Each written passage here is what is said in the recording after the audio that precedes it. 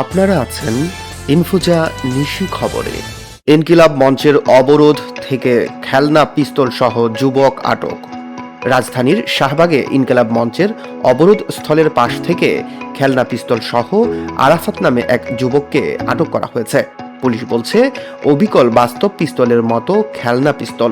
তিনি কেন এই পিস্তল এনেছেন এ ব্যাপারে ব্যাপক জিজ্ঞাসাবাদ চলছে। সোমবার রাতে তাকে আটক করে শাহবাগ থানা পুলিশের কাছে সোপর্দ করেন আন্দোলনকারীরা।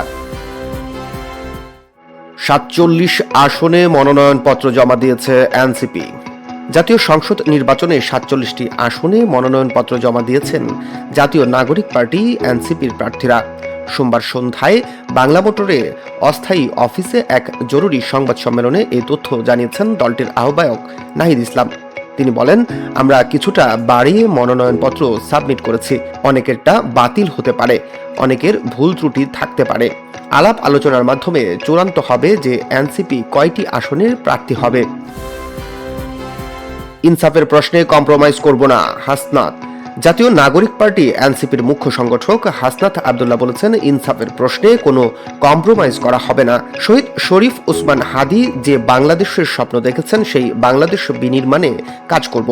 সোমবার বিকালে কুমিল্লা ৪ দেবিদ্বার সংসদীয় আসনে জামাত নেতৃত্বাধীন জোট থেকে মনোনয়নপত্র জমা দিয়েছেন তিনি।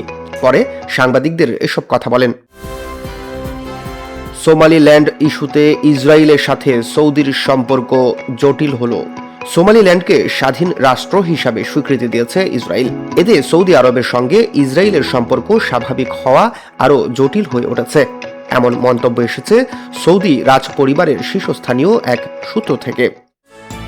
দর্শক, আপনারা এতক্ষণ ছিলেন ইনফোজা নিশি খবরে।